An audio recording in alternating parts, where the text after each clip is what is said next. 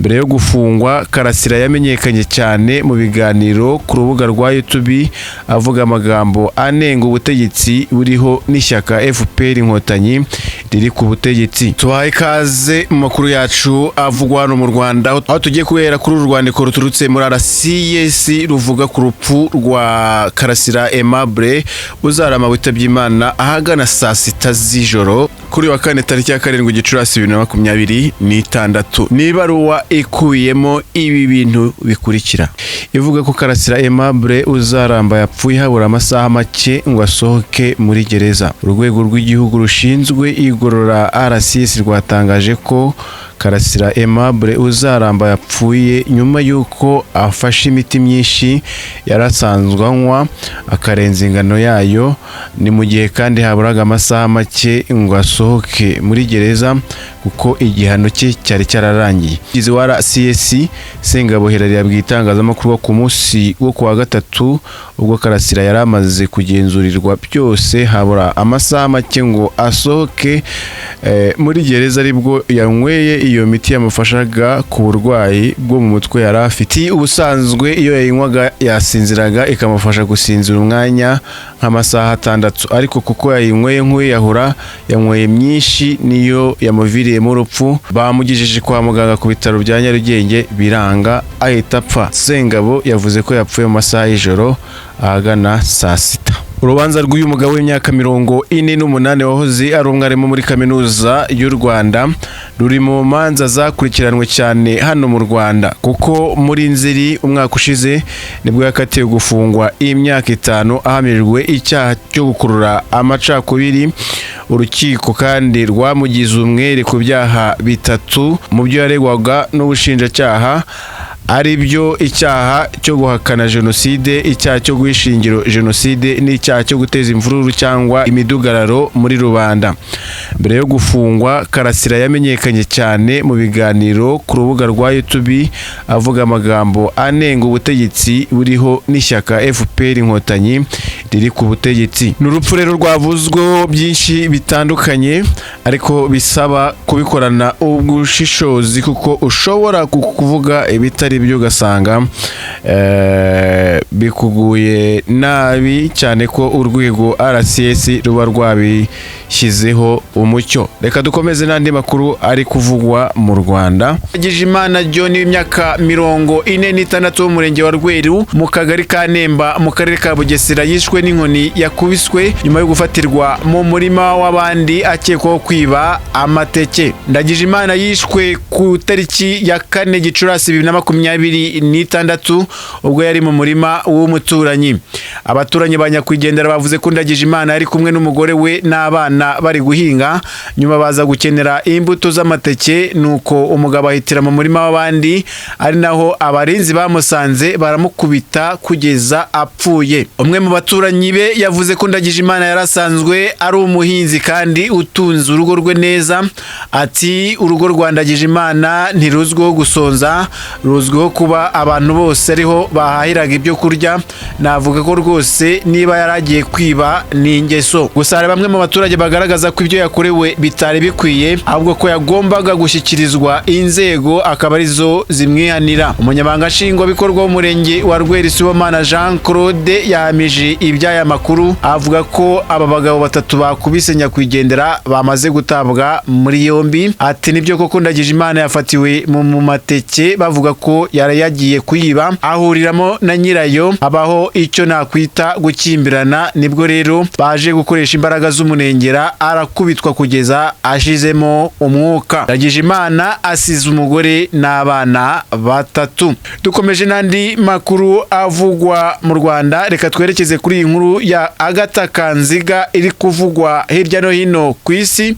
Muri Gashyantare 2022 abacamanza bafashe icyemezo cyo gufunga iyi dosiye bagaragaza ko nta bimenyetso bifatika bigaragaza ko yaba yaragize uruhare muri jenoside no mu byaha byibasiye inyoko muntu. Kubera ko Kanziga yakuwe mu Rwanda tariki ya 9 Mata 1994 hashingiwe ku itegeko rya François Mitterrand wayoboraga Ubufaransa, iperereza ku ruhare rwe ryakozwe mu minsi 3 ibanza ya jenoside. Muri Nzeri 2024 ishami ry'ubushinjacyaha bw'Ubufaransa rishinzwe kurwanya ibyaha by'iterabwoba ryagaragaje ko iperereza kuri Kanziga ryakozwe ku bikorwa bike. Urukiko rw'ubujurire rwa Paris mu Bufaransa rwasabye ko hakomeza iperereza ku ruhare umugore wa Habyarimana Juvenal Agatha Kanziga akekwaho muri jenoside yakorewe abatutsi mu mwaka wa 1994 no mu itegurwa ryayo hakomeza gukorwa iperereza.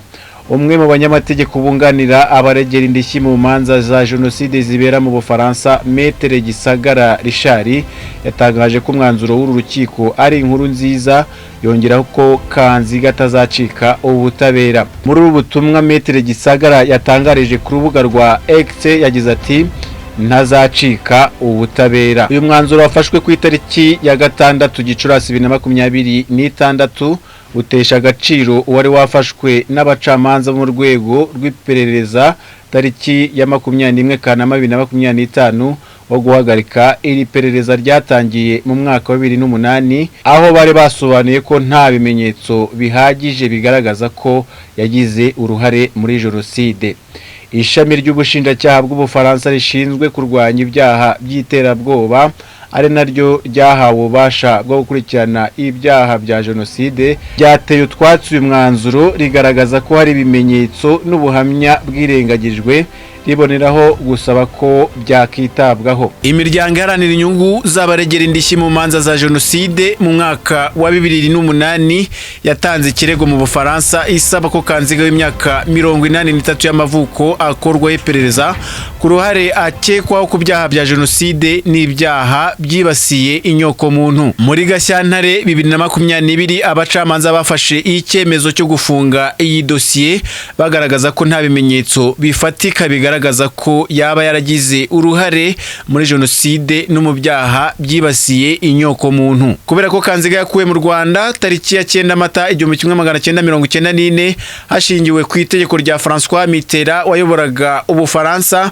iperereza ku ruhare rwe ryakozwe mu minsi 3 ibanza ya jenoside. Muri Nzeri 2024 ishami ry'ubushinjacyaha bw'Ubufaransa rishinzwe kurwanya ibyaha by'iterabwoba ryagaragaje ko iperereza kuri Kanziga ryakozwe ku bikorwa bike mu gihe gito kandi humvwa abatangabuhamya bake. Iri shami ryasabye ko hakorwa iperereza ku bikorwa bya Kanziga byo kuva ku itariki ya 1 Werurwe kugeza ku itariki ya 9 Mata 1994 rimushinja n'ikindi cyaha cyo kugira uruhare mu mugambi wa jenoside. Nyuma y'umwanzuro wafashwe muri Kanama 2025 imiryango iharanira inyungu z'abaregera indishyi yagaragaje ko bitumvikana ko Kanziga atahamijwe kuba mu kazu kari kagizwe n'abo muryango we wa Habyarimana n'inshuti za hafi bateguye jenoside yakorewe abatutsi kandi ibimenyetso bihamya ko yakabagamo. Iyi miryango yagaragaje ko abacamanza bashingiye kuri uyu mwanzuro ku buhamya bwatanzwe n'abantu batavugwaho rumwe barimo Gaspard Musabyimana wafashwe nk'inzobere kandi bizwi ko yari mu buyobozi bwa RTRM, kimwe mu bitangazamakuru twitsi byabayeho mu mateka y'u Rwanda. Uyu Musabyimana kandi yagaragajwe nk'umuntu washyigikiraga ibikorwa byo guhakana jenoside kenshi akanashyigikira ubutegetsi bwa Habyarimana binyuze mu icapiro yashinze mu Bubiligi. Nyuma y'iraswa ry'indege ya Habyarimana igihugu kisanze mu maboko ya Agatha Kanziga, basaza be cyane cyane Porote Zinyiranyirazo uzwi nka Mr Z ndetse na Colonel Bagosora Theoneste wahise wisubiza mu mirimo ya gisirikare kandi yaramaze amezi 6 ashyizwe mu kiruhuko. Aba n'abandi bari bagize akazu nibo bagize uruhare rutaziguye mu mpfu z'abanyepolitike barimo Agatha Uwiringiyimana wari minisitiri w'intebe. Uretse Uwiringiyimana ku itariki ya 7 Mata 1994 hishwe Joseph Kavaruganda wari perezida w'urukiko rwari rushinzwe kurinda itegeko nshinga. Yabyutse akomangirwa n'abasirikare 40 bari mu mutwe ushinzwe kurinda perezida, bamujyana yambaye imyenda yo kurarana baramwica. Hishwe kandi Federico Nzamurambaho wari perezida w'ishyaka PSD na minisitiri w'ubuhinzi. Abajepe bagiye mu rugo rwe bica umugore we wari umututsikazi na bamwe mu bana babo. we babanza kumubura, nyuma baje kumubona nawe baramwica. Ahagana saa 4 zo ku itariki 7 Mata 1994 abajepe batandatu bagiye ku rugo rwa Minisitiri w'itangazamakuru Faustin Rucogoza wari wararwanyije cyane Kabuga Feliciane na Eteremuye. Abasirikare bamutwaranye n'umugore we n'abana babo babiri ndetse n'umukozi wabo wo mu rugo, babajyana mu kigo cya gisirikare. Nyuma yo kumugeza mu kigo cya gisirikare, Rucogoza yatangiye gushinyagurirwa n'abasirikare bo kwa Habyarimana bamwita imbwa. Nyuma baramurashe bakurikizaho kwica umugore we, abana babo na wa mukozi. Imirambo yabo yajugunywe mu cyobo. Uretse aba banyapolitike, hishwe n'imiryango irenga 10 y'abatutsi yari ituranye na Habyarimana Kanombe. Ibi byose byakozwe ku itegeko rya Agatha Kanziga n'abari bagize akazu. Ku munsi wa mbere wa jenoside yakorewe abatutsi, ubwicanyi bwakozwe ku itegeko rya Agatha Kanziga ntabwo bwibasiye abatuye mu mujyi wa Kigali gusa, ahubwo bwageze irambura aho we na Habyarimana bakomoka. Mu gitabo Steeped in Blood, Akazu and the Architect of the Rwandan Genocide Against the Tutsi, umwanditsi Andrew agaragaza ko mu bishwe ku ikubitiro irambura harimo abapadiri batatu b'abatutsi, barimo Pridio Kageyo wari padiri mukuru wa paruwase ya Rambura. Habyarimana yari yarabashije kwirengagiza urwango yari afitiye abatutsi, ahitamo kubana na Padiri Pridio Kageyo cyane ko yayoboraga paruwase akomokamo. Abagize akazu barangajwe imbere na Agatha Kanziga na musaza we Zigiranyirazo ntibigeze bishimira uko Habyarimana yitwaraga kuri uyu mupadiri nuko yarenzagaho bakagerageza kuvugana. Kanziga na Zigiranyirazo bangaga cyane Padiri Pridio Kageyo. Impamvu ya mbere y'uru rwango nuko uyu mupadiri yarazi neza ubwicanyi bwakozwe n'uyu mugabo bwibasiye abanyapolitike bo kwa Kayibanda ubwo yayoboraga perefegitura ya Ruhengeri. Indi mpamvu nuko Padiri Pridio yanze kubatiza abana bane Bazigiranyirazo ko ngo bari ab'abagore b'inshoreke. Yamubwiye ko byaba bihabanye n'amategeko ya Kiliziya, yabaye ngombwa ko hashakishwa undi mupadiri ubabatiza. Mubi hagati ya Padiri Pridio Kageyo na Zigiranyirazo na mushiki we Kanziga warushijeho gufata indi ntera ubwo yangaga gusoma misa yo gusezera ku mubyeyi wabo Gervais Magera, kuko ngo yari afite abagore benshi. Byasabye ko hitabazwa Musenyeri ategeka ko uyu mupadiri asoma iyi misa. Hashingiwe kuri uru rwango kuba ari abatutsi n'umubano bari bafitanye na Habyarimana, mu gitondo cyo ku itariki 7 Mata 1994 Kanziga musaza we na Koloneli Bagosora bahaye itegeko abajepe ryo kubica. Aba bajepe bahaye uwari umuyobozi w'interahamwe muri Rambura amabwiriza yo kwica aba bapadiri batatu. Interahamwe zateye ikigo cy'abapadiri bari muri aka gace, zisanga uko ari batatu bari gusenga zirabica.